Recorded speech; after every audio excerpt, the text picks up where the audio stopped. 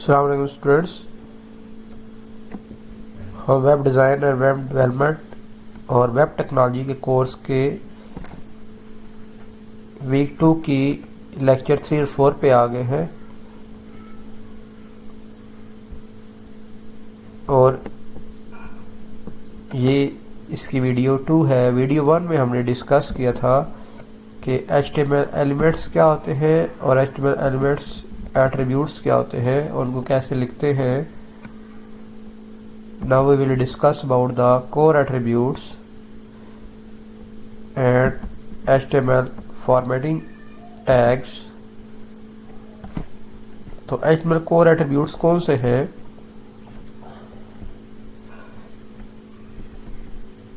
HTML core attributes जो है वो 4 तरह के हैं: ID, title, class and style.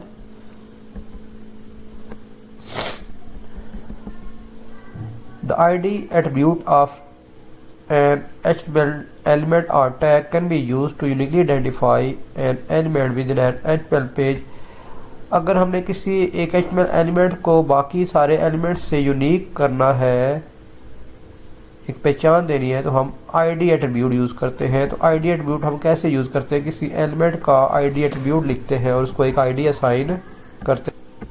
तो इसकी 2 रीज़न हैं कि हम ID क्यों यूज़ करते हैं किसी एलिमेंट का ID एट्रीब्यूट एक एलिमेंट को ID देने के लिए। कि हमने किसी एलिमेंट को ID देके उसके कंटेंट को एक्सेस करना है। लेट से पैराग्राफ है और उसका कंटेंट है जो सेंटेंस या मल्टीपल सेंटेंस या पैराग्राफ लगा हुआ है, उसको गेट करना है। तो हम एक ID के थ्रू सिर्फ उसी एलिमेंट के कंटेंट को एक्सेस कर सकते हैं। या आगे जाके हम CSS में ID एट्रीब्यूट यूज़ करेंगे कि एक एलिमेंट को ID कैसे देते हैं और उसको फॉर्मेट कैसे करते हैं। और जावास्क्रिप्ट के through gate element by ID method के थ्रू हम एक एलिमेंट को ID दे के उसके कंटेंट को चेंज कैसे करते हैं, एक्सेट्रा एक्सेट्रा। इसी तरह से दूसरी रीज़न यह है कि हमने अगर 2 तरह के एलिमेंट हैं, लेट से दोनों H1 लगे हुए हैं या 2 H2 लगे हुए हैं आपके पेज के ऊपर, या 2 पैराग्राफ या 3 पैराग्राफ से, तो आपने तीनों पैराग्राफ को अलग अलग डील करना है। तो हम तीनों को सेपरेट ID देंगे और तीनों पैराग्राफ या तीनों हेडिंग्स को आप डिफरेंट स्टाइल दे सकते हैं by uniquely identify an element by ID। और हर एलिमेंट को उसकी ID सिलेक्टर के थ्रू आप स्टाइल दे सकते हैं।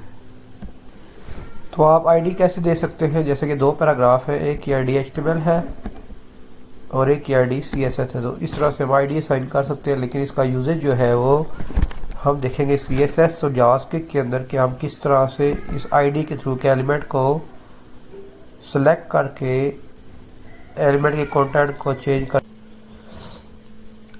अब हम देखते हैं जी कि टाइटल एट्रीब्यूट क्या होता है। टाइटल एट्रीब्यूट हम यूज़ करते हैं किसी भी एलिमेंट को टाइटल देने के लिए।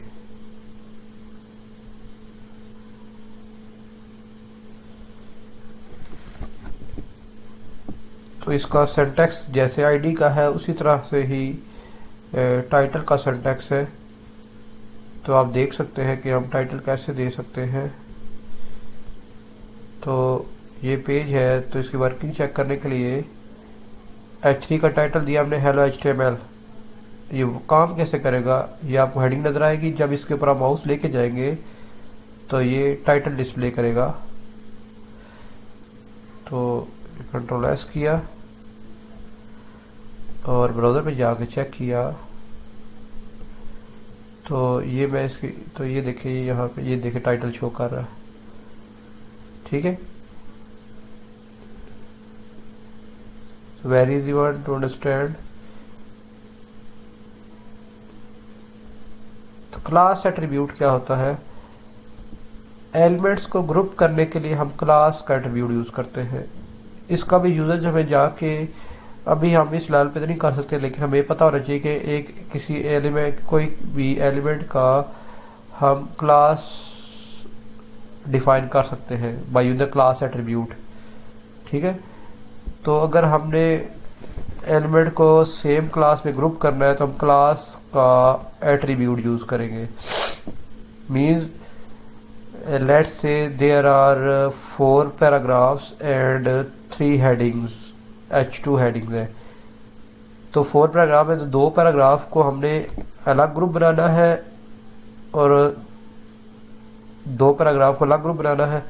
इस तरह से जो हेडिंग्स हैं हमारे पास H2, उनको भी हमने किसी ग्रुप का हिस्सा बनाना है तो हम उनको सेम क्लास का नाम दे देंगे। तो क्लास को कैसे हम यूज़ करते हैं ग्रुप ऑफ एलिमेंट को सेम स्टाइल देने के लिए by using the style sheet, ये भी CSS में हम देखेंगे। ग्रुप ऑफ एलिमेंट को सिलेक्ट करने के लिए जावास्क्रिप्ट में get element by class name के थ्रू हम यूज़ करेंगे आगे जाके। ठीक है, nothing to worry about this, कि अभी आपको इसकी अंडरस्टैंडिंग, तो आप अब यहाँ पे इस लेवल पे ये याद रखना है क्लास एट्रीब्यूट आप लिखते कैसे हैं। तो क्लास एट्रीब्यूट हम कैसे लिखते हैं,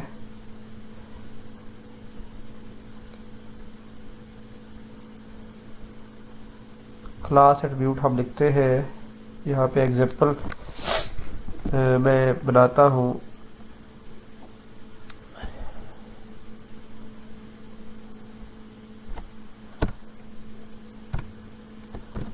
लेट्स से P है, class is equal to,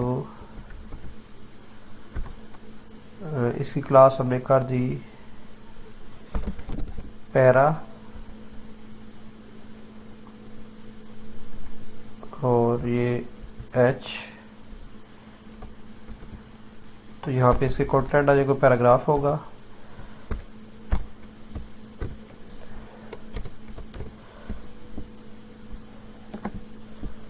copy किया,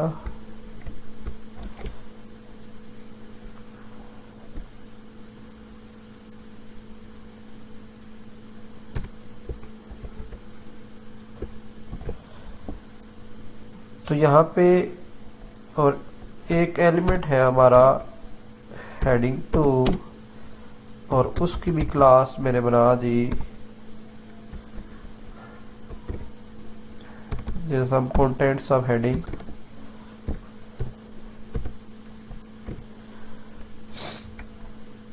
para H, और ये मैंने यहाँ से खत्म कर दिया। अब इसका क्या मतलब हुआ, ये जो तीनों एलिमेंट हैं जिनकी क्लास पैरा H है, ये सेम ग्रुप का हिस्सा है। मतलब जब हम इस पैरा H को यूज करेंगे तो ये तीनों एलिमेंट हमें क्या में होंगे, मिलेंगे, सिलेक्ट होंगे। ठीक है, और इस एलिमेंट की क्लास पैरा है तो हम जब इस एलिमेंट को सिलेक्ट करने जाएंगे तो ये क्लास यूज करेंगे। तो पैरा नाम की क्लास के और भी एलिमेंट हो सकते हैं।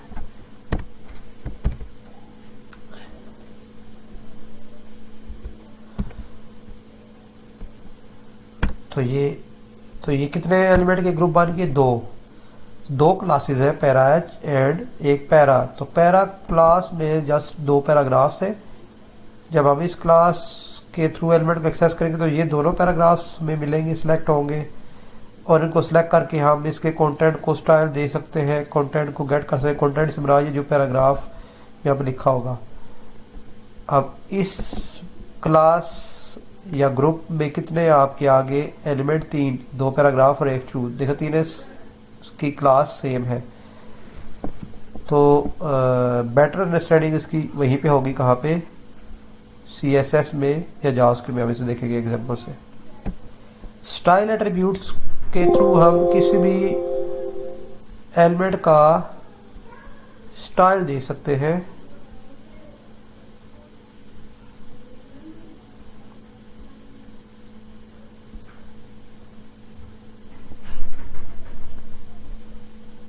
ये CSS है, इन लाइन में है स्टाइल देने का। तो हम इसे लिखते कैसे हैं, P, यहाँ पे एलिमेंट आ गया, style as a attribute of an element is equal to, अब यहाँ पे लिस्ट ऑफ CSS प्रॉपर्टीज है, तो ये CSS प्रॉपर्टीज हम CSS में देखेंगे। तो ये क्या काम करेगी वैसे देख लें। ये पैराग्राफ का जो स्टाइल है फॉन्ट का वो एरियल करेगी, और इसका कलर क्या होगा, जो हेक्साडेसिमल नंबर में जो भी कलर आएगा इसका, ठीक है।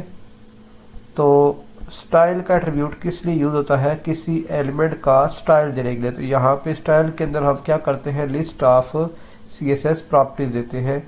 हम इसे बहुत डिटेल में CSS में पढ़ेंगे।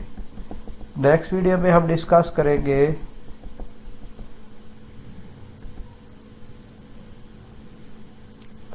dir और lang जो एट्रीब्यूट्स हैं। टिल देन, अल्लाह हाफिज।